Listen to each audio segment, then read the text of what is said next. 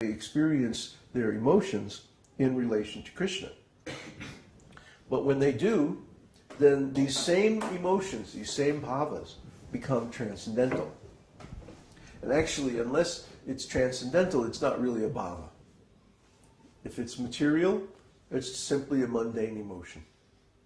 There's nothing very special about it.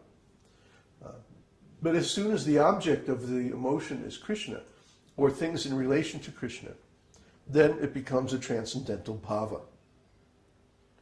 So every devotee should know all these bhavas, and everything is discussed in the Nectar of Devotion. All this and much, much more.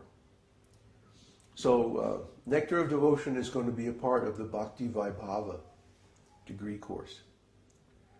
When you're ready for Brahman initiation, then you take the Bhakti-Vaibhava course, and you get, we'll go through Nectar of Devotion. Which reminds me about something. Krishna gave me your name. Yeah. So, anyway, What's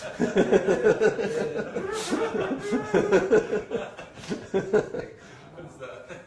Do we find out today? I don't know. What do you think? Next year. Yeah. Well, it depends. I mean, do you want to have the whole ceremony and all this stuff, or you just want me to? We should have ceremony. We should have a ceremony for both of them. Yeah. But it doesn't hurt to tell the name, does it? Wow. Yes? No, it doesn't hurt. No. Next year. Okay, we'll wait till the ceremony. Yeah. Never is beautiful name. Just hear never. Okay, Just struck with wonder. Jāḍya. Jāḍya?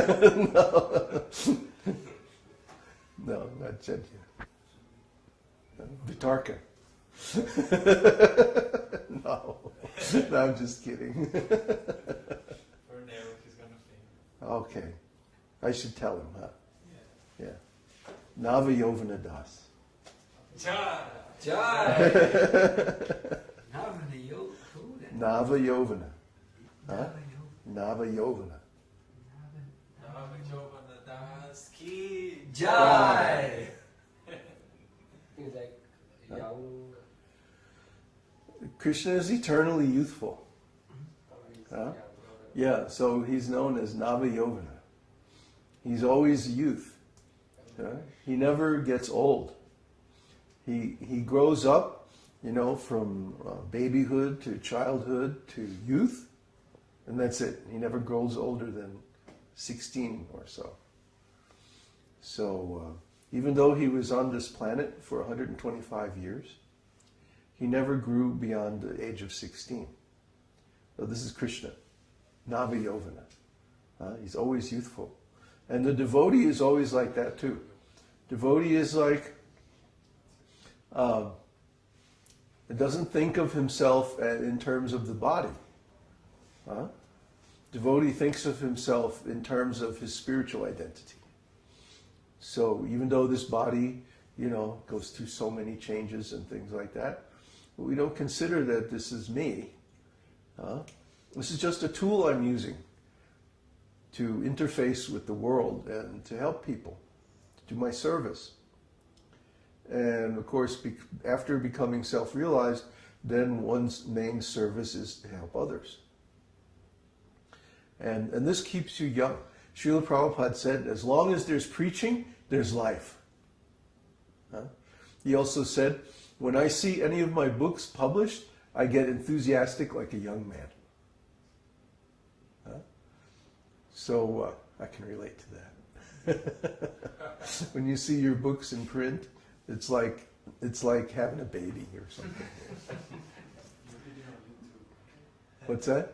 When you see your videos on YouTube. It's not quite the same.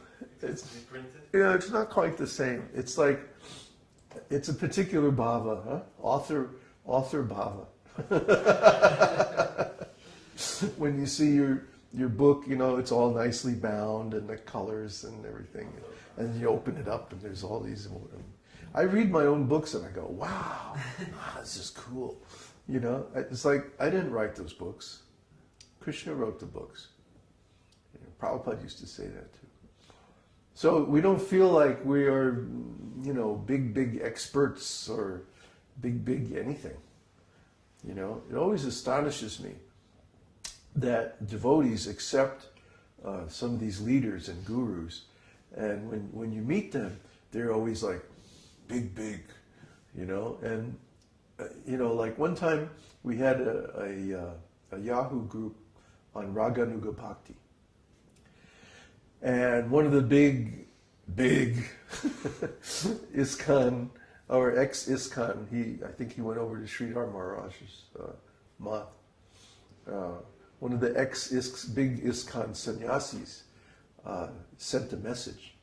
You know, he wanted to post his message on the group. And basically his message was, you're wrong about this, and you're wrong about that, and you misquoted this, and you misunderstood that, and with this whole rant that went on for like 3 pages. So, you know, I wrote him back, well, you know, thanks for your post, but I don't think it's really in the spirit of Raganuga Bhakti. You know, I mean, the whole idea of Raganuga Bhakti is that it's spontaneous. It's new. Nava Yovan. It's new. It's unique and spontaneous with each devotee. It's not going to be by the book. It's not going to be, you know, the same old thing.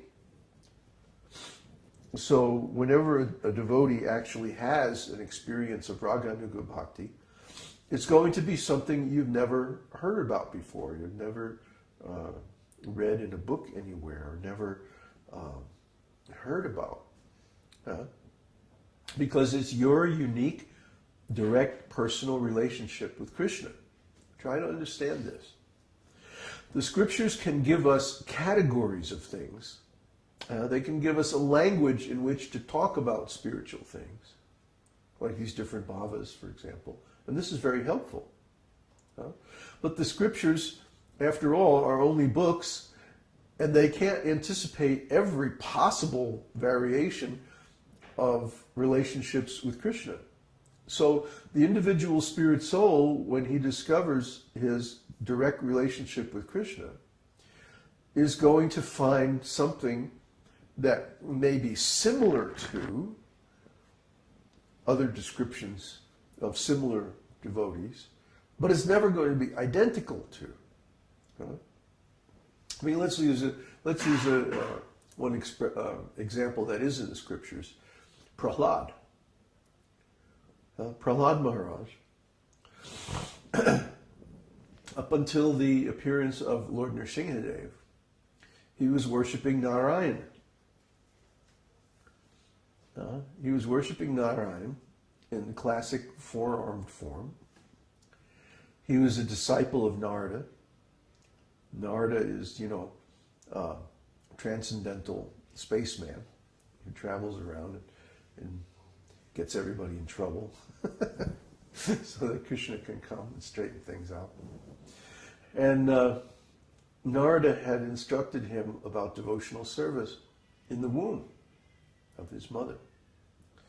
So then when the Lord finally appeared, he appeared in this unprecedented form that no one had ever seen before. Half man, half lion. Narahari. Anyway, he appeared in this form, and he was very affectionate with his devotee, Prahlad, indicating that the relationship between Prahlad and Nrsimhadev was as a son to the father. Prahlad was a young boy, 5 years old, and Nrsimhadev, of course, is the Supreme Lord. So Nrsimhadev acted in a very proprietary, very paternal mood towards Prahlad. So that was their relationship. Now, when I realized my relationship with Lord Nrsimhadev is completely different, totally different, but still, it's of the same personality of Godhead, just a different pastime, just a different aspect, just a different lila. And our view of the spiritual world, and the material world for that matter, is that they're virtual realities. Krishna can expand in any number of forms, of any different mood or quality or pastime, to interact with his devotees in a way that's pleasing to both of them. It's not like when you get to the spiritual world,